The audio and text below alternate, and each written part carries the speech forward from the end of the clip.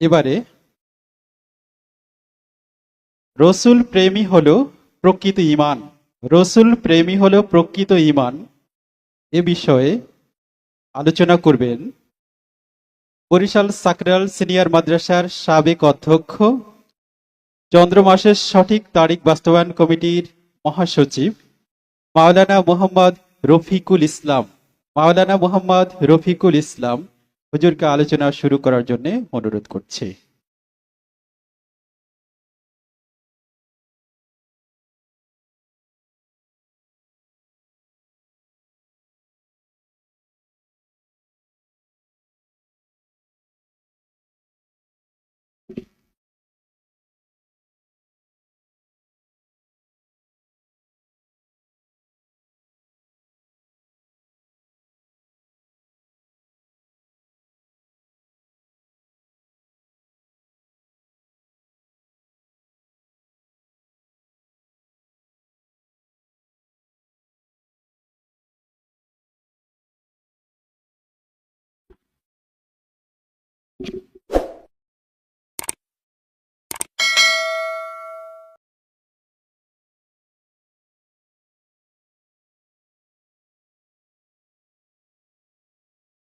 কয় মিনিট?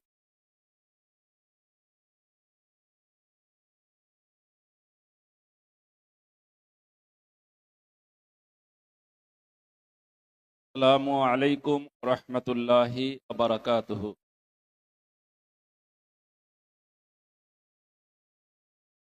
আউযু বিল্লাহি মিনাশ শাইতানির রাজীম। বিসমিল্লাহির রহমানির রহিম। আল্লাহুম্মা লাকাল হামদ কামা ইয়ানবাগি লিজালালি ওয়াজহিক। আল্লাহুম্মা লাকাল হামদ কামা ইয়ানবাগি লিওয়াস'i রাহমাতিক। আল্লাহুম্মা লাকাল হামদ কামা ইয়ানবাগি লিওয়াস'i কুদরাতিক।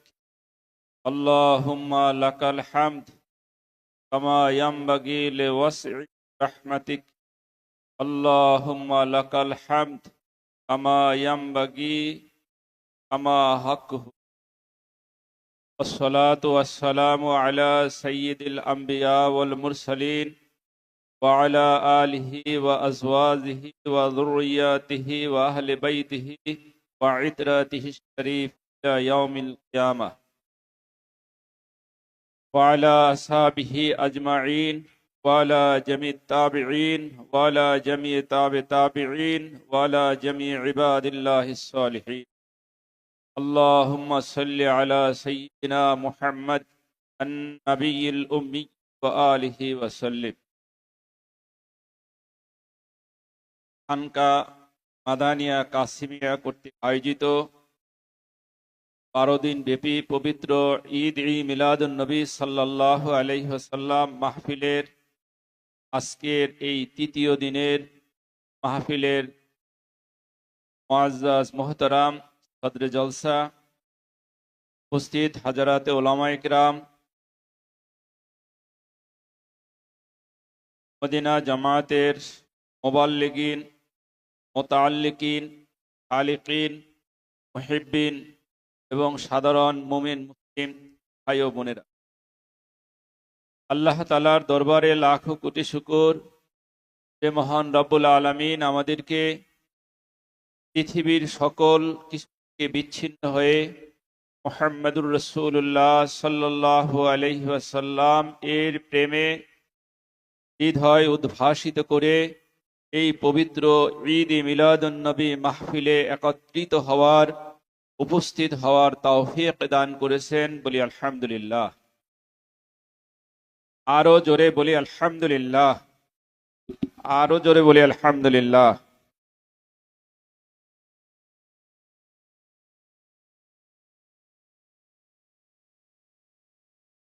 সম্মানিত উপস্থিতি, আপনারা আমাদের সুযোগ্য উপস্থাপকের মুখে শুনেছেন।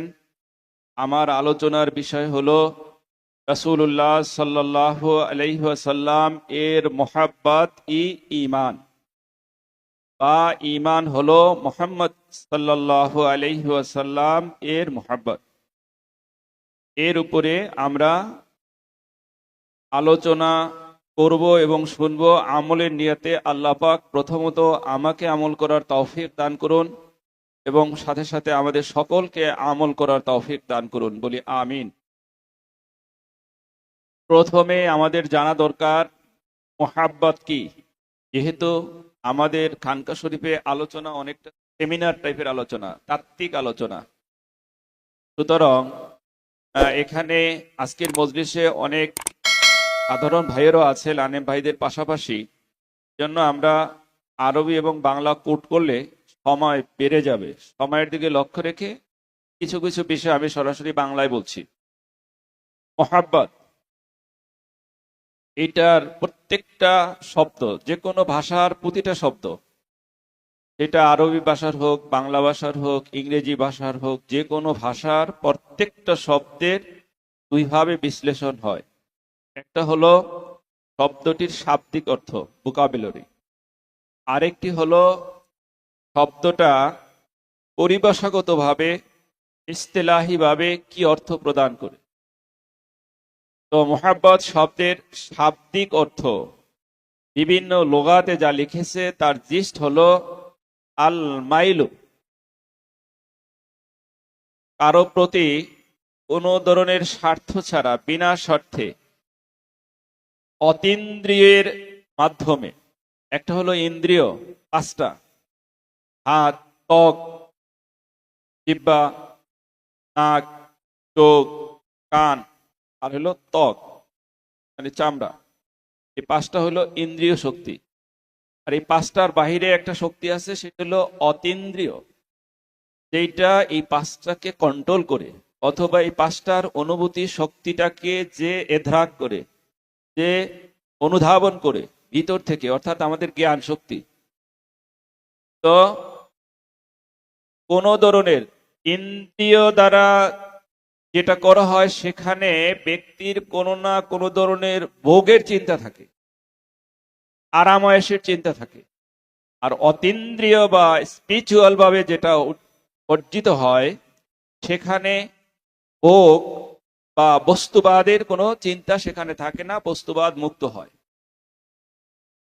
সুতরাং মোহাব্বত হলো অতীন্দ্রিয় বা একেবারে হৃদয় থেকে কোনো ধরনের লাভ ক্ষতির হিসাব ছাড়া কারো প্রতি ঝুঁকে পড়া, অল অংশ, কাউকে মহব্বত করা, অসিফা, এবং একেবারে পরিশুদ্ধভাবে, যেটা আগে বললাম যে ইন্দ্রিয়ের কোনো ধরনের লেনা দেনা চাহিদা এখানে থাকবে না, এছাড়াই ভিতর থেকে ভালোবাসাটাকে, শ্রদ্ধাকে, তাজিম করাটাকে, একাকার হয়ে যাওয়াকে বলা হয় মোহাব্বত।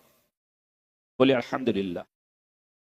আমাদের দাদা যান, আমার আগে যিনি আলোচনা করেছেন, তিনি আপনাদেরকে একটা টাস্ক দিয়েছেন যে মহব্বতের কারণ হলো তিনটা। কারো মধ্যে যদি সৌন্দর্য থাকে, কারো মধ্যে যদি কামালিয়াত থাকে, কারো মধ্যে যদি আখলাক বা হুসন থাকে, এই তিনটার মাধ্যমে আপনার একজনের প্রতি মহব্বত তৈরি হয়। এটা হলো মানবীয় দিক থেকে একে অন্যের সাথে, আমার সাথে, আপনার স্ত্রীর সাথে, স্বামীর, সন্তানের সাথে, বাবা মার, প্রতিবেশীর সাথে প্রতিবেশীর, অর্থাৎ আমরা আম জনতার ক্ষেত্রে এই সংজ্ঞা প্রযোজ্য। রাসূলুল্লাহ সাল্লাল্লাহু আলাইহি সাল্লামের ক্ষেত্রে এই সংজ্ঞা অপূর্ণাঙ্গ। কারণ রাসূলুল্লাহ সাল্লাল্লাহু আলাইহি ওয়াসাল্লাম শুধু তিনটি গুণে সীমাবদ্ধ ছিলেন না। বলি আলহামদুলিল্লাহ। আমাদের জ্ঞান এবং জ্ঞানের বাহিরে যত ধরনের গুণাবলী আছে, যত ধরনের বৈশিষ্ট্য আছে, সেটা হাজার হোক, লাখ হোক, কোটি হোক, কোটি কোটি হোক, বিলিয়ন হোক, তারপরে ট্রিলিয়ন হোক, সুপার ট্রিলিয়ন হোক, রাসূলুল্লাহ সাল্লাল্লাহু আলাইহি ওয়াসাল্লামের মধ্যে সেই অসংখ্য সকল ধরনের গুণাবলী পরিপূর্ণ রূপে ছিল। বলি আলহামদুলিল্লাহ। সুতরাং রাসূল পাক সাল্লাল্লাহু আলাইহি ওয়াসাল্লামকে মহব্বত করাটা না করার কোনো উপায় নাই, মহব্বত করাটাই আপনি যেই দিক থেকে বিশ্লেষণ করেন, যেই দিক থেকে বিশ্লেষণ করলে রাসূল পাক সাল্লাল্লাহু আলাইহি সাল্লামকে শ্রেষ্ঠত্বের মর্যাদা দিতে হবে, মহব্বত করতে হবে। এই কারণে সেই জাহিলি যুগের মানুষরাও রাসূল পাক সাল্লাল্লাহু আলাইহি ওয়াসাল্লামকে ভালোবাসতেন, উপাধি দিয়েছিলেন আল আমিন। এবং আজকের এই একবিংশ শতাব্দীর এই যুগে দাঁড়িয়ে যখন অমুসলিমরা, বিশেষ করে খ্রিস্টান জগৎ, গত 100 বছরে কোটি কোটি মুসলিমকে বিভিন্নভাবে হত্যা করেছে, বিভিন্নভাবে শহীদ করে দিয়েছে সারা পৃথিবীতে, সেই খ্রিস্টানরা, সেই খ্রিস্টানদের মূল জায়গা, মূল শক্তি আমেরিকা। আমেরিকার প্রেসিডেন্ট যেখানে বসেন, হোয়াইট হাউস, এই হোয়াইট হাউসের প্রেসিডেন্ট প্রাসাদের যেই চেয়ারে তিনি বসেন প্রেসিডেন্ট, সেই চেয়ারের তার মাথার উপরে, তার পিছনে মাথার উপরে পৃথিবীর শুরু থেকে আজ অবধি 100 মনীষীর নামের তালিকা আছে।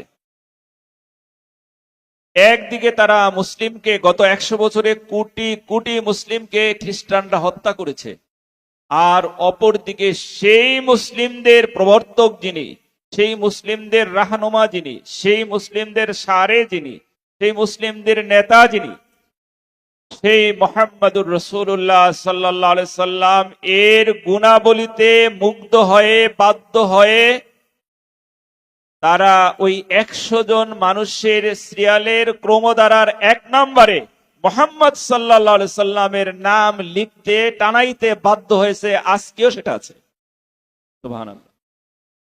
সুতরাং রাসূলুল্লাহ সাল্লাল্লাহু আলাইহি ওয়াসাল্লামের শুধু একটা দিক নিয়ে যদি আমরা আলোচনা করি, মহব্বতের একটা কারণ, তাও মাসের পর মাস শেষ হয়ে যাবে, আলোচনা শেষ হবে না। আল্লাহ তাআলা এই সংক্ষিপ্ত সময়ে আমাদেরকে রাসূলুল্লাহ সাল্লাল্লাহু আলাইহি সাল্লামের উপরে আলোচনা করার তৌফিক দান করুন। আলোচনার বিষয় মনে আছে তো? এ রাসূল প্রেমী হলো ঈমান। এই প্রসঙ্গে পবিত্র কোরআনুল কারীমের দিকে যদি আমরা নজর দেই, কোরআনুল কারীমে বলা হয়েছে, আন-নাবিয়্যু আওলা বিল মুমিনিনা মিন আনফুসিহিম ওয়া আজওয়াজুহু উম্মাহাতুহুম। আন-নাবিয়্যু, নবী হলেন আওলা, একেবারে নিকটে নিকটে নিকটে, ইসমে তাফজিলের সিগা শব্দ। এটাকে বলা হয়, আপনার বুঝাইতে গেলে অনেক সময় লাগবে। ইসমে তাফজিল মানে হলো, ইংরেজি ভাষা যারা বুঝেন, ইংরেজিতে হলো এটা degree, degree, positive degree, comparative degree, degree, superlative degree. তার নাবিয়্যু আওলা, এই আওলা শব্দটা এখানে ডিগ্রির শব্দ এবং সুপারলেটিভ ডিগ্রির শব্দ। যে নবী হলেন আল আকরাব, সবচেয়ে সবচেয়ে সবচেয়ে সবচেয়ে যত যত যত নিকটবর্তী হওয়া যায়, হৃদয়ে, চিন্তায়, চেতনায়, আদর্শে, ইত্তেবায়, অনুসরণে, কথায়, বার্তায়, চলনে, বলনে, প্রচলনে, সকল দিক থেকে আল্লাহ বলতেছেন মুহাম্মদ সাল্লাল্লাহু আলাইহি সাল্লাম হবেন মোমেনদের নিকট তাদের সকল কিছুর চাইতে সবচেয়ে প্রিয়, নিকটবর্তী। সুবহানাল্লাহ। সূরা আহজাব 6 নং আয়াত। দুরূদ শরীফ পড়েন, আল্লাহুম্মা সাল্লি আলা সাইয়্যিদিনা মুহাম্মদ আন-নাবিয়্যিল উম্মিয়্যি ওয়া আলিহি ওয়া সাল্লিম। এখন এই আকরাবটা, এই নিকটবর্তীটা কিভাবে হবে, কেমন হবে, তার সংক্ষিপ্ত একটা উদাহরণ আল্লাহ তাআলা কোরআনুল কারীমে বিভিন্ন জায়গায় দিয়েছেন। আমরা একটা উদাহরণ আলোচনা করছি এখানে। কুল ইন কানা আবাউকুম ওয়া আবনাউকুম ওয়া ইখওয়ানুকুম ওয়া আজওয়াজুকুম ওয়া আশীরাতুকুম ওয়া আমওয়ালুন ইখতারাফতুমুহা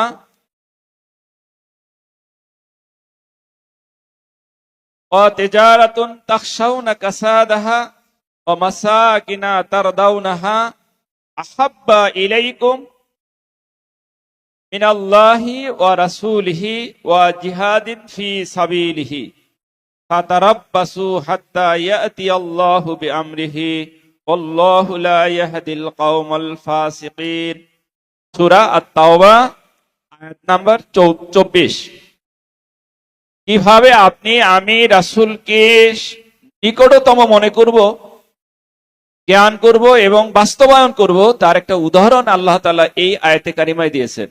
উল, হে রাসূল, আপনি মুমিনদেরকে জানিয়ে দেন, ইন কানা, ইন যদি, কানা আবাউকুম হয় তাহাদের পিতা, ও আবনাউকুম তাদের সন্তান সন্ততি, মানে আমাদের সন্তান সন্ততি, ও ইখওয়ানুকুম তাহাদের ভ্রাতৃ সকল, আপন ভাই, চাচাতো ভাই, তারপরে স্ত্রীর ভাই, স্ত্রীর কাজিন, নিজের কাজিন, তারপরে সহপাঠী, অফিস কলিগ, সব ধরনের মানে ভ্রাতৃ সম্পর্ক যাদের সাথে, ভাই ভাইয়ের বয়সের যারা, তাখশা ওয়া আজওয়াজুকুম তাহাদের স্পাউস, এখানে অনেকে অর্থ করেন যে তাদের স্ত্রীগণ, না, মহিলা হলে তাদের জন্য স্বামী, আর লোকটা যদি পুরুষ হয় তাদের জন্য স্ত্রী, যেটাকে ইংরেজিতে বলে স্পাউস, মানে কি বলা হয়, হ্যাঁ, সহধর্মিনী, সহধর্মিনী না, মানে কি বলা, স্বামী স্ত্রী উভয়, স্বামী স্ত্রী উভয়। ও আশিরাতুকুম এবং তোমাদের অন্যান্য আত্মীয় স্বজন, ও আমওয়ালুন ইখতারাফতুমুহা এবং তোমাদের এমন সম্পদ যেটা অনেক কষ্ট করে তোমরা উপার্জন করেছো, ও তিজারাতুন তাখশাউনা কাসাদাহা আর এমন ব্যবসা যেটা কোনোভাবে একটু তার মধ্যে লসটুকু ক্ষতি হোক এইটা তোমরা সহ্য করো না, এইটা তোমরা চাও না। সব ব্যবসা তার একরকম না, অনেক ব্যবসা আছে, আরে তোর দেখবো না, থাক, শাটার বন্ধ থাক 3 দিন, চিন্তা করে না। কিন্তু আল্লাহ দেখেন বলতেছে এমন ব্যবসা যেটার মধ্যে বিন্দু বিসর্গ ক্ষতি হোক, ত্রুটি হোক, এইটা তোমরা কোনোভাবেই পছন্দ করো না। অমাসাকিনা তারদাউনাহা এমন ঘর তোমাদের, এমন মাসকান, মাসকানের বহু বছর মাসাকিন, তোমাদের এমন বসবাসের স্থান, এমন কি বলা হয় বসবাস স্থান, তারদাউনাহা যেটা খুবই পছন্দ করো, খুবই পছন্দ করো। 50টা বাড়ি থাকলে তুমি সেই 50টা বাড়ির মধ্যে সবচেয়ে যেই বাড়িটা পছন্দ করো, তোমার 50টা বাড়ি নাই, একটা বাড়ি আছে, একটা বাড়ির মধ্যে যেই রুমটা তুমি সবচেয়ে বেশি পছন্দ করো সেইটা। আহাব্বু ইলাইকুম যদি এই যা কিছু বলা হয়েছে এইগুলো যদি আহাব্বু প্রিয় হয়, মিনাল্লাহ আল্লাহ থেকে, ওয়া রাসূলিহি আল্লাহ রাসূল থেকে, ওয়া জিহাদিন ফি সাবিলিহি আর আল্লাহর রাস্তায় জিহাদ করা থেকে, যদি এইগুলো প্রিয় হয়, কি কি, পিতা, কে, সন্তান, ভ্রাতৃ সকল, স্বামী স্ত্রী, আত্মীয় স্বজন, সম্পদ যেটা অনেক কষ্ট করে উপার্জন করা হয়েছে, ইট মাথায় দিয়ে রোডের মধ্যে শুয়ে শুয়া সেই সম্পদ, তারপরে এমন ব্যবসা যেটা বিন্দু বিসর্গ ত্রুটি হোক যেটা চান না, এবং এমন বসবাসের স্থান যেটা সবচেয়ে প্রিয়, সবচেয়ে যেটার উপরে আপনার আন্তরিকতা, এই সবগুলোর যে কোনোটাকে যদি আপনি ভালোবাসেন, প্রাধান্য দেন, রাসূল আল্লাহর থেকে, আল্লাহ রাসূল সাল্লাল্লাহু আলাইহি সাল্লাম থেকে, ওয়া জিহাদিন ফি সাবিলিহি এবং আল্লাহর রাস্তায় জিহাদের ডাক আসলে সেই জিহাদ করা থেকে, তাহলে ফাতারাব্বাসু হাত্তা ইয়াতি আল্লাহু বিআমরিহি তাহলে আল্লাহ ধমকি দিয়ে বলছেন ওই লোকের অপেক্ষা করা উচিত আল্লাহর পক্ষ থেকে তার উপরে কোন একটি বিষয় আসা পর্যন্ত। বিষয় এখানে মানে একটা ধমকি, চূড়ান্ত সিদ্ধান্ত। বলি না তোমার ব্যাপারে আমি কিন্তু চূড়ান্ত সিদ্ধান্ত নিব, ডেডলাইন, রেড লাইন বলি না আমরা, এরকম একটা শব্দ ভাষা আর কি, মূল কথা যে আল্লাহর পক্ষ থেকে রেড লাইন আসা পর্যন্ত তার অপেক্ষা করা উচিত। অর্থাৎ যদি কেউ আল্লাহর রাসূলের উপরে দুনিয়ার এই সম্পদ যাইগুলো বলা হইল কোনটাকে প্রাধান্য দেওয়া হয়, তাহলে তার জন্য হলো রেড লাইন আল্লাহর পক্ষ থেকে। আল্লাহু লা ইয়াহদিল কওমাস ফাসিকিন, আর আল্লাহ বলতেছেন এইটা এমনটা করা হলো ফিসকিয়াতের নমুনা, অর্থাৎ ওই লোকটা যেটা করবে সে হলো ফাসিক, যার মধ্যে আল্লাহ রাসূলের মহব্বত এর উপরে এই জিনিসগুলোর মহব্বতকে যে প্রাধান্য দেবে সে হলো ফাসিক, আর এই ফাসিককে আল্লাহ কখনোই হেদায়েত দান করেন না। নাউযুবিল্লাহি মিন যালিক। তাইলে এই কথাগুলো এখানে আমাদের জীবনের মূল বিষয়গুলো। আমরা ভালোবাসি কেউ সবচেয়ে পিতামাতাকে, কেউ বেশি ভালোবাসি স্ত্রীকে, কেউ বেশি ভালোবাসি মাকে, কেউ বেশি ভালোবাসি স্বামীকে, কেউ বেশি ভালোবাসি সন্তানকে, কেউ এইগুলোর চাইতে বেশি ভালোবাসি জায়গা জমিকে, কেউ আবার বেশি ভালোবাসি, সবচেয়ে বেশি ভালোবাসি নিজের ব্যবসাটাকে। আমার দুনিয়া সব চলে যাক, আমি আমার ব্যবসার ব্যাপারে কোনো ছাড় দিব না, বলি না। আল্লাহ সবগুলো উল্লেখ করছেন যে তুমি যেই ক্রাইটেরিয়ার যেটাকেই ভালোবাসো, সেই ভালোবাসাটা মুহাম্মদুর রাসূলুল্লাহ সাল্লাল্লাহু আলাইহি সাল্লামের ভালোবাসার চাইতে যদি কিঞ্চিত পরিমাণও বেশি হয়, তাহলে তোমার সার্টিফিকেট হলো তুমি ফাসেক, তুমি ফাসেক, তুমি ফাসেক। তোমার জন্য হেদায়েতের পথ বন্ধ, রুদ্ধ রুদ্ধ রুদ্ধ। ওয়াইন সাল্লা ওয়াইন সামা ওয়াইন জামা আন্নাহু মুসলিমুন, যদিও সে নামাজ পড়ে, যদিও সে রোজা করে, যদিও সে নিজে নিজে মনে মনে ধারণা করে আমি মহাপণ্ডিত, মহাবুজুর্গ, মহাদরবেশ, কাজ হইতো না। আল্লাহ বলতেছেন ওর সার্টিফিকেট হইলো সে কি ফাসেক। আল্লাহ আমাদেরকে থেকে হেফাজত করুন। তাইলে এই আয়াত থেকে আমাদের শিক্ষা হলো আমরা জীবনে জাগতিক যে সম্পদটাকেই, যে বিষয়টাকেই সবচেয়ে বেশি প্রাধান্য দিয়েছি, তার চাইতেও মুহাম্মদুর রাসূলুল্লাহ সাল্লাল্লাহু আলাইহি সাল্লামকে বেশি প্রাধান্য দিতে হবে, বেশি ভালোবাসতে হবে।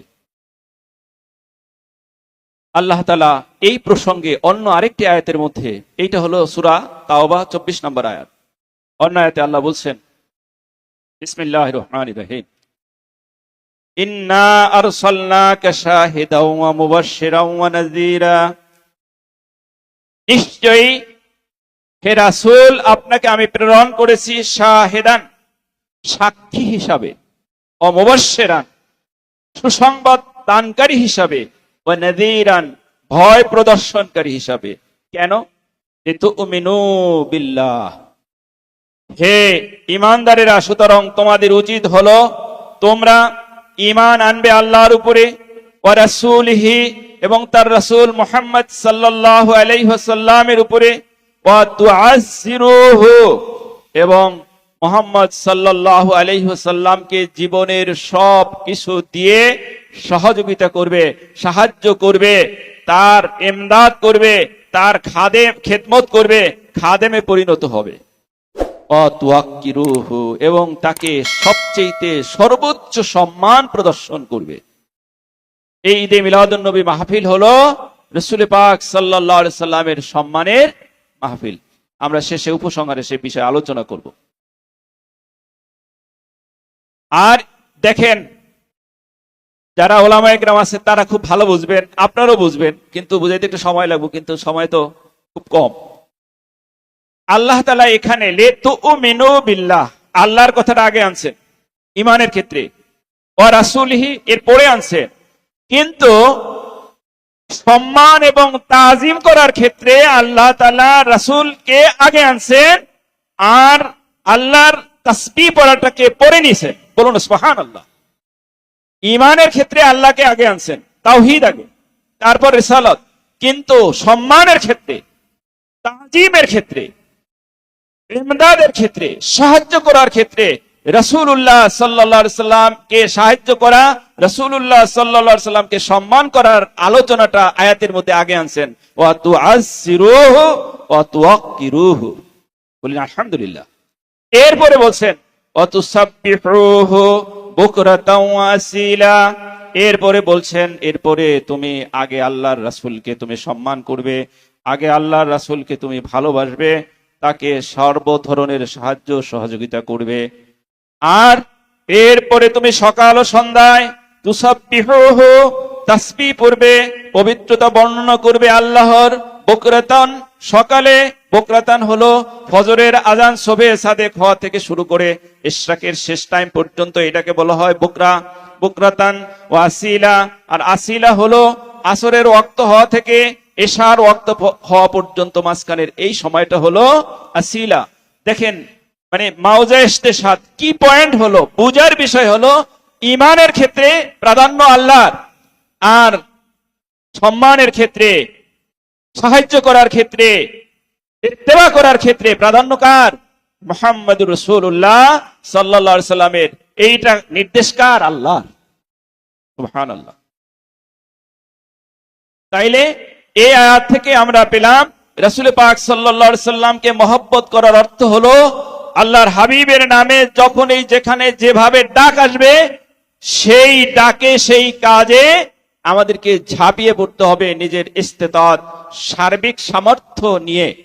আর অতওয়াক্কিরুহু হৃদয়ে থাকবে রাসূলুল্লাহ সাল্লাল্লাহু আলাইহি সাল্লামের সম্মান, তার মর্যাদা, তার চিন্তা, তার চেতনায় আমাদের জীবনকে আমরা উদ্ভাসিত করব।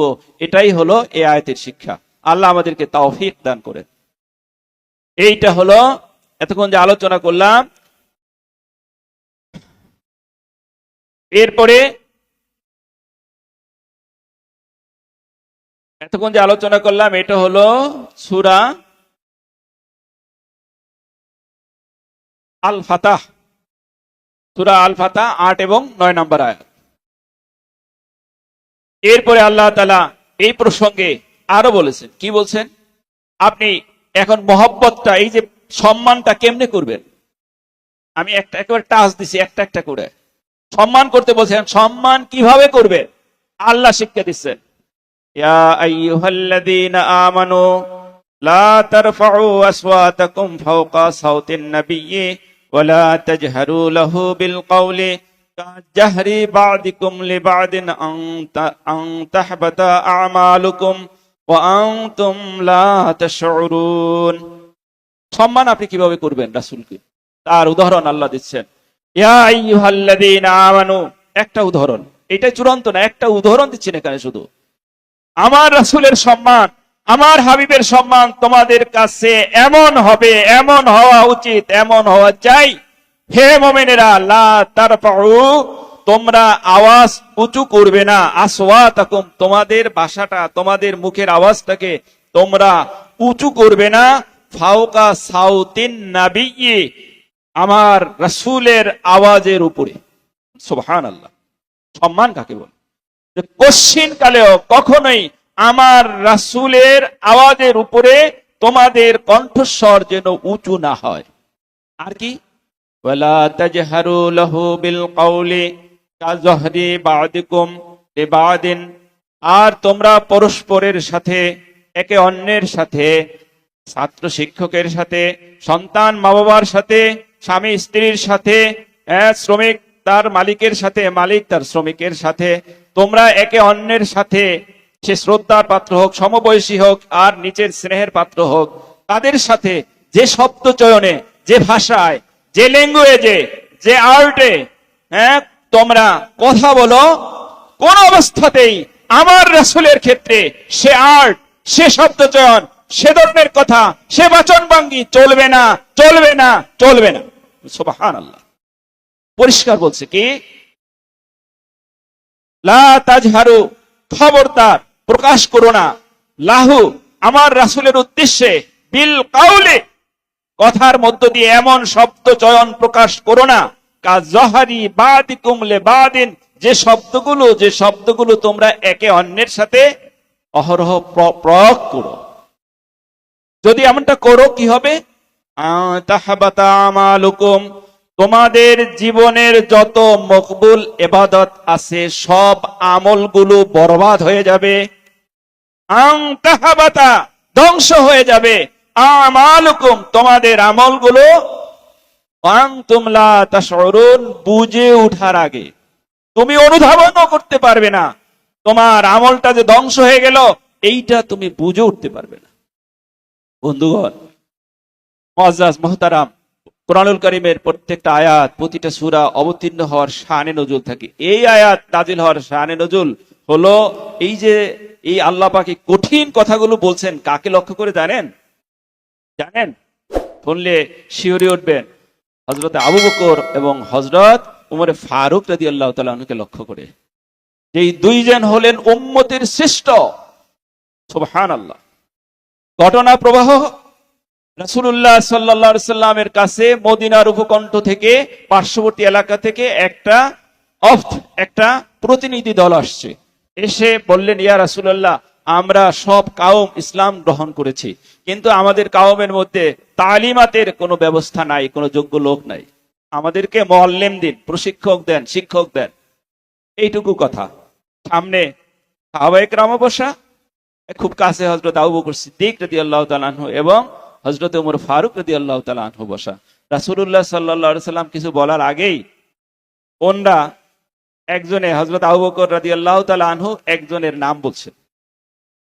আপনাদের কি মনে হয় আবু বকর সিদ্দিক রাদিয়াল্লাহু তাআলা আনহু খুব চিল্লা ফাল্লা করে বলছেন? কথা বলেন, কে বলছেন?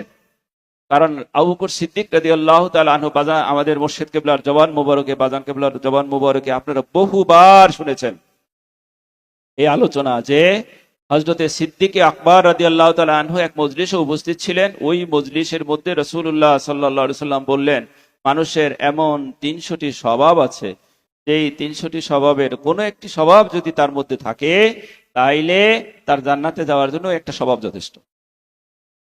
আবু বকর সিদ্দিক রাদিয়াল্লাহু তাআলা আনহু কাঁদতেছিলেন। রাসূলুল্লাহ সাল্লাল্লাহু আলাইহি সাল্লাম জিজ্ঞেস করলেন, আপনি কাঁদছেন কেন? ইয়া রাসূলুল্লাহ, আমার কি একটাও আছে? রাসূল পাক সাল্লাল্লাহু আলাইহি সাল্লাম বললেন, আপনার মধ্যে 300টাই আছে। রাসূলুল্লাহ সাল্লাল্লাহু আলাইহি সাল্লাম যার চরিত্র সম্বন্ধে এমন সাক্ষী দিলেন যে আপনার মধ্যে এই 300টাই আছে, সেই আবু বকর সিদ্দিক রাদিয়াল্লাহু তাআলা আনহু, যে উমর ফারুক রাদিয়াল্লাহু তাআলা আনহু রাসূল পাক সাল্লাল্লাহু আলাইহি সাল্লামের বিন্দু বিসর্গ বেয়াদবি কেউ তার সাথে করুক, শুনলে সাথে সাথে তরবারি বের করতেন। বিশ্বাস হয় যে রাসূল পাক সাল্লাল্লাহু আলাইহি সাল্লামের সামনে হযরত আবু বকর এবং হযরত ওমর ফারুক রাদিয়াল্লাহু তাআলা আনহু বেয়াদবি বা উচ্চস্বরে কথা বলছেন? কি বলেন? আরে কথা বলেন, বিশ্বাস হয় নাকি? সর্বোচ্চ আদব, যেই আদব আমরা দেখাইতে পারবো না সেই আদব সহই বলছে। এটাই জ্ঞানের দাবি। তাদের পুরো আখলাক জীবনী আলোচনা করলে এটাই পাওয়া যায়। রান মোবারকের উপরে রাসূল পাক সাল্লাল্লাহু আলাইহি সাল্লামের মাথা মোবারক গারে সুরের মধ্যে সাপে দংশন করতেছে, আল্লাহর হাবিবের কষ্ট হবে, দংশনে জীবন শেষ হয়ে যাচ্ছে, একটু নড়াচড়া করেন নাই, মাথা তো সরানো তো দূরের কথা। তিনি কি বেয়াদবি করছেন? আমাদের মানবীয় দৃষ্টি। কিন্তু ওই যে একটু আগে বলছেন, সিদ্ধান্ত তো রাসূল সাল্লাল্লাহু আলাইহি সাল্লাম দিবেন, সিদ্ধান্ত দেওয়ার আগে ওনরা বলছেন। মানবীয় দৃষ্টিতে খবরদার, এখানে আকীদার প্রশ্ন আছে, আবার এই দুই শ্রেষ্ঠ ব্যক্তির উপরে আকীদা খারাপ করেন না। এখানে এখন মানবীয় দৃষ্টিতে আপনি আসেন, দুইজনেই রাসূল সাল্লাল্লাহু আলাইহি সাল্লামের শ্বশুর, আত্মীয়তার দিক থেকে মুরব্বী। আল্লাহ মানে বোঝানোর জন্য বলছে, আল্লাহ আমাকে ক্ষমা করুক। দুইজনই শ্বশুর, হযরত আবু বকর রাসূল সাল্লাল্লাহু আলাইহি সাল্লামের শ্বশুর, হযরত ওমর ফারুক রাদিয়াল্লাহু তাআলা আনহুর শ্বশুর। তাই মানবীয় দৃষ্টিতে শ্বশুর জামাইয়ের মুরব্বী না? কথা বললেন। দ্বিতীয় বিষয়, শ্বশুর বা যদি স্থগিত রাখেন, রাসূলুল্লাহ সাল্লাল্লাহু আলাইহি সাল্লামের মজলিসে শুরার সবচেয়ে কাছের যে লোকগুলো, তার মধ্যে শ্রেষ্ঠ, গোটা উম্মতের মধ্যে শ্রেষ্ঠ হলেন এই দুইজন।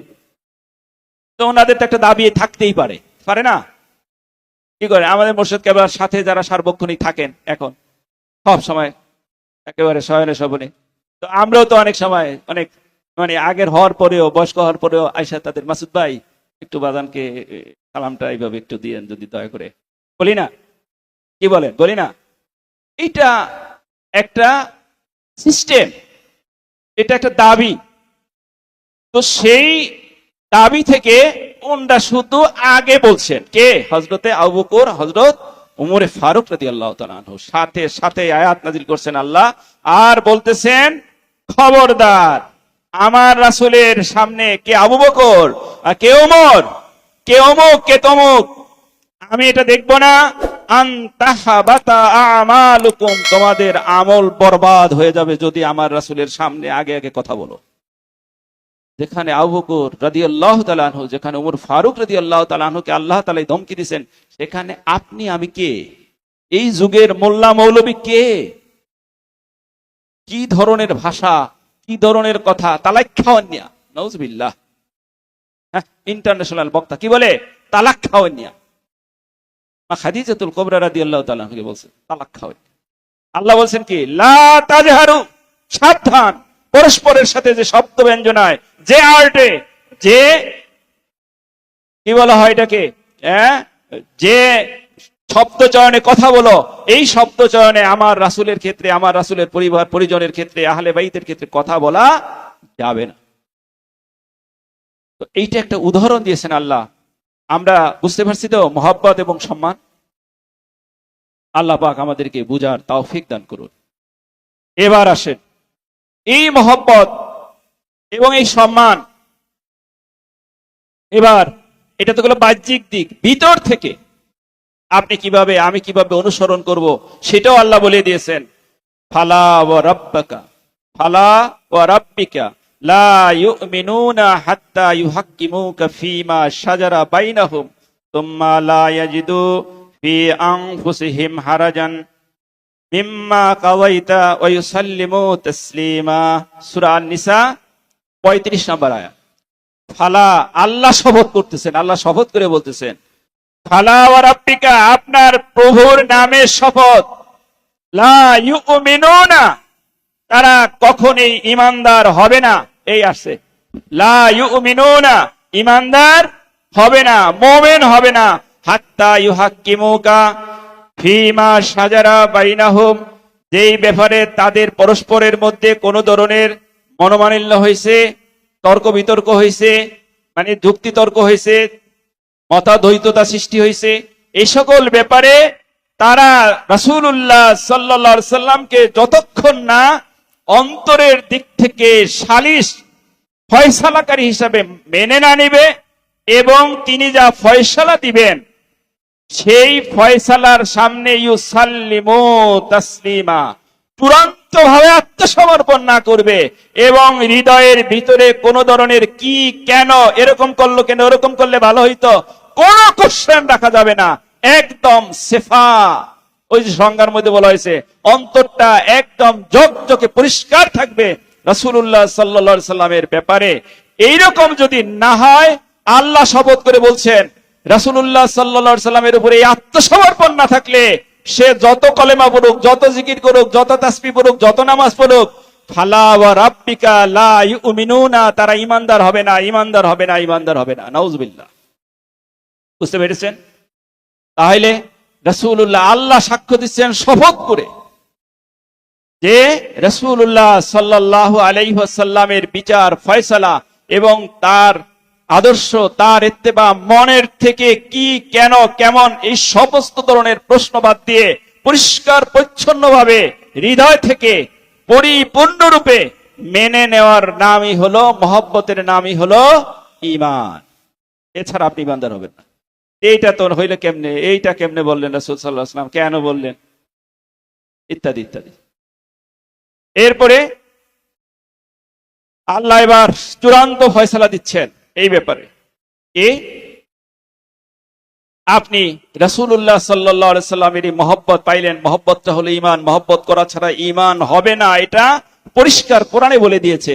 এখন এই মহব্বতটা আপনি বাস্তবায়ন কিভাবে করবেন? লাকাদ কানা লাকুম ফি রাসূলিল্লাহি উসওয়াতুন হাসানা। বাস্তবায়নটা হবে রাসূলুল্লাহ সাল্লাল্লাহু আলাইহি সাল্লাম এর পবিত্র চরিত্রের মধ্যে, হায়াতের মধ্যে, তার জীবনের মধ্যে, তার চলার মধ্যে, বলার মধ্যে, হাসির মধ্যে, দেখার মধ্যে, কান্নার মধ্যে, পথ চলার মধ্যে, হ্যাঁ, তারপরে গোসল করার মধ্যে, উজু করার মধ্যে, নখ কাটার মধ্যে, ওয়াজ করার মধ্যে, কি বলা হয় এটাকে, মজলিস করার মধ্যে, সকল কিছুতে, চাকরির মধ্যে, ব্যবসার মধ্যে, সকল কিছুতে আপনার আমার গোটা মুমিনের আদর্শ হবে। আদর্শ রেখেছেন কার মধ্যে? মুহাম্মাদুর রাসূলুল্লাহ সাল্লাল্লাহু আলাইহি সাল্লামের মধ্যে। আমার চলা মুহাম্মদ সাল্লাল্লাহু আলাইহি সাল্লামের চলার মতো হবে, আমার বলা মুহাম্মদ সাল্লাল্লাহু আলাইহি সাল্লামের বলার মতো হতে হবে, আমার কথা মুহাম্মদ সাল্লাল্লাহু আলাইহি সাল্লামের কথার মতো হতে হবে, আমার আচরণ মুহাম্মদ সাল্লাল্লাহু আলাইহি সাল্লামের আচরণের মতো হতে হবে। এইভাবে তিনি পিতা হিসেবে যা আচরণ করছেন একজন পিতার তাই করতে হবে, তিনি সন্তান হিসেবে যা আচরণ করছেন একজন সন্তানের তাই করতে হবে, তিনি যুবক হিসেবে যা করেছেন একজন যুবকের তাই করতে হবে। এইভাবে জীবনের প্রতিটা ক্ষেত্রে, প্রতিটা পড়তে পড়তে পড়তে পড়তে যে ব্যক্তি মুহাম্মাদুর রাসূলুল্লাহ সাল্লাল্লাহু আলাইহি সাল্লামের উসওয়ায়ে হাসানা মেনে নেবে, সে হলো মুহাম্মাদুর রাসূলুল্লাহ সাল্লাল্লাহু আলাইহি সাল্লামকে প্রকৃত অর্থে মহব্বতকারী। অর্থাৎ আল্লাহর হাবিবের মহব্বতের প্রকাশটা ঘটাতে হবে তার আদর্শের অনুসরণের মধ্য দিয়ে, অন্য কোনো আদর্শ নয়। বলুন আলহামদুলিল্লাহ। শর্ত করছে আল্লাহ। এটা কে করবেন? শর্ত করছেন, লেমান কানা ইয়ারজুল্লাহ, যে আল্লাহকে চায় সেইটা করতে হবে। আর আপনি আল্লাহর না চাই যে শয়তানকে চান, সেটা আল্লাহর অন্য কথা। যদি আপনি আল্লাহকে চান, আল্লাহর সন্তুষ্টি চান, তাইলে এটা করতে হবে। ওয়াল ইয়াউমিল আখির, এবং আখিরাতে আপনি যদি পরিত্রাণ চান, যদি আপনি আল্লাহর সন্তুষ্টি চান, আল্লাহ বলতেছেন যে এই শর্ত তার জন্য, যে ব্যক্তি আল্লাহর সন্তুষ্টি চায় এবং যে ব্যক্তি আখিরাতে মুক্তি চায়, নাজাত চায়, সেই রাসূল সাল্লাল্লাহু আলাইহি সাল্লামের মহব্বতের প্রকাশ ঘটাবে তার আদর্শের পুঙ্খানুপুঙ্খ অনুসরণের মধ্য দিয়ে। আল্লাহ পাক আমাদেরকে আমল করার তৌফিক দান করুন। যদি আমরা এটা করি, রেজাল্টটা কি হবে সেটাও আল্লাহ কোরআনুল কারীমে বলে দিয়েছেন। কুল ইন কুনতুম তুহিব্বুনাল্লাহ ফাত্তাবিউনি ইউহিব্বুকুমুল্লাহ ওয়া ইয়াগফির লাকুম যুনুবাকুম আল্লাহু গফুরুর রহিম। আল্লাহ রেজাল্ট বলে দিয়েছেন, ফলাফল বলে দিয়েছেন। যদি আল্লাহর হাবিবকে হৃদয়ে ধারণ করে সব কিছুর চাইতে মহব্বত করেন আপনি, সেই মহব্বতের প্রকাশ যদি আমি আল্লাহর হাবিবের জীবন আদর্শ ওসওয়ায়ে হাসানা অনুসরণের মধ্য দিয়ে নিজের জীবনে প্রকাশ ঘটাই, তাহলে আপনার আমার জন্য ফলাফল হলো, আল্লাহ বলতেছেন ইয়াগফির লাকুম যুনুবাকুম, আল্লাহ তোমার জীবনের সকল গুনাহগুলো ক্ষমা করে দিবেন। আলহামদুলিল্লাহ। আর আল্লাহু গফুরুর রহিম, ইউহিব্বুকুমুল্লাহ, আল্লাহ তোমাকেও ভালোবাসবেন। তুমি যদি এইভাবে হৃদয়ে রাসূল সাল্লাল্লাহু আলাইহি সাল্লামকে ধারণ করো, আর যদি রাসূলুল্লাহ সাল্লাল্লাহু আলাইহি সাল্লামের আদর্শের অনুসরণ করো, তাহলে ইউহিব্বুকুমুল্লাহ, আল্লাহ তোমাকে ভালোবাসবেন, আল্লাহ তোমাদেরকে ভালোবাসবেন। ওয়া ইয়াগফির লাকুম, এবং আল্লাহ তোমাদেরকে ক্ষমা করে দিবেন যুনুবাকুম, তোমাদের জীবনের সকল পাপগুলো। আল্লাহু গফুরুর রহিম, কারণ আল্লাহ ক্ষমা করতেই চান, আল্লাহ দয়া করতেই চান, তিনি ক্ষমাশীল, তিনি দয়াবান। বলি আলহামদুলিল্লাহ। আলোচনার শিক্ষা আমার জন্য, আমাদের জন্য, ভিতরে, হৃদয়ে, চিন্তায়, চেতনায়, সব কিছুতে আপনার থাকবে মুহাম্মাদুর রাসূলুল্লাহ সাল্লাল্লাহু আলাইহি ওয়াসাল্লাম। আর বাহিরে ইজহার হবে, প্রকাশ হবে মুহাম্মদ সাল্লাল্লাহু আলাইহি সাল্লামের মহব্বত যে আমার মধ্যে আছে, প্রতি ক্ষেত্রে আল্লাহর হাবিবের অনুসরণ। রেজাল্ট, আমার গুনাহ ক্ষমা হবে, আল্লাহ আমাকে ভালোবাসবেন, আর আল্লাহর ভালোবাসার রেজাল্ট হলো জান্নাত। এতক্ষণ যে আলোচনা করলাম এটা হলো শরীয়ত। এটা কি কথা বলেন? এত অলস হলে তো চলবো, যে মুখটা একটু নাড়াবেন না। এটা হলো শরীয়ত। কিন্তু এই মার্কাজ যেমন শরীয়তের তেমনি মারিফাতের। কিন্তু সময় যখন চলে যায়, 1 মিনিটে শেষ করছি, আল্লাহর রাস্তায় 1 মিনিট আমাকে দেন। মার্কাজ কিসের? 1 মিনিটে শেষ করব। কিসের? মারিফাতের। সুতরাং মারিফাতের দৃষ্টিতে কি? মারিফাতের দৃষ্টিতে হলো এতক্ষণ যা হলেন, এইটা শুধু হলো দাওয়াতি মহব্বত। কোরআন হাদিসে এই দাওয়াত আসছে, আলোচনা আসছে, দাওয়াতি মহব্বত আপনি করবেন। এরপরে দাওয়াতের পরে হলো এহসাস, অনুধাবন। আপনি যে রাসূল সাল্লাল্লাহু আলাইহি সাল্লামকে মহব্বত করতেছেন, সেই মহব্বতটা হচ্ছে কিনা তার এহসাস, অনুধাবনের ভিত্তিতে মহব্বত, সেটা করতে হলে মারিফত লাগবে। এরপরে হলো জিয়ারাতুন নবী সাল্লাল্লাহু আলাইহি ওয়াসাল্লাম। রাসূল পাক সাল্লাল্লাহু আলাইহি সাল্লামকে 24 ঘন্টা আপনার চোখের সামনে দেখে দেখে মহব্বত। বলেন আলহামদুলিল্লাহ। এটা হলো জিয়ারতের ভিত্তিতে আল্লাহর হাবিবের মহব্বত। এরপরে হলো সোহবতের ভিত্তিতে, এই জগতে থেকেও, এই যুগে থেকেও, এই 1450 বছরের পরেও রাসূলুল্লাহ সাল্লাল্লাহু আলাইহি সাল্লামের সোহবতে 24 ঘন্টা থেকে আল্লাহর হাবিবকে মহব্বত। এরপরে হলো সোহবতে আপনি যখন থাকবেন, সোহবতের পরে হলো ফানা ফির রাসূলের মাধ্যমে আপনি রাসূলুল্লাহ সাল্লাল্লাহু আলাইহি সাল্লামকে মহব্বত। বলুন আলহামদুলিল্লাহ। আর যখন এই পর্যায়ে যাবেন, তখন আপনি যেদিকে তাকাবেন, বিল্ডিং এ তাকাইছেন, সেখানে মুহাম্মদ সাল্লাল্লাহু আলাইহি সাল্লাম, গাছে তাকাইছেন, গাছের পাতায় পাতায় মুহাম্মদ সাল্লাল্লাহু আলাইহি সাল্লাম, আপনি আপনার ভিতরে তাকাইছেন, আপনার রক্ত কণিকায় মুহাম্মদ সাল্লাল্লাহু আলাইহি সাল্লাম। এইভাবে আপনার ভিতরে বাহিরে সর্বত্র মুহাম্মাদুর রাসূলুল্লাহ সাল্লাল্লাহু আলাইহি ওয়াসাল্লাম। এই মার্কাজ আমাদের মুর্শিদ কেবলার পবিত্র কদম মোবারক এটা অর্জিত হয়। এই পর্যন্ত আমাদেরকে বুঝতে হবে, যদি আমরা মুহাম্মদ রাসূলুল্লাহ সাল্লাল্লাহু সাল্লামকে ভিতরে বাহিরে ধারণ করতে চাই এবং মহব্বত করতে চাই। আল্লাহ পাক আমাকে আমাদের সকলকে তৌফিক দান করুন। আসসালামু আলাইকুম ওয়া রাহমাতুল্লাহি ওয়া বারাকাতুহু।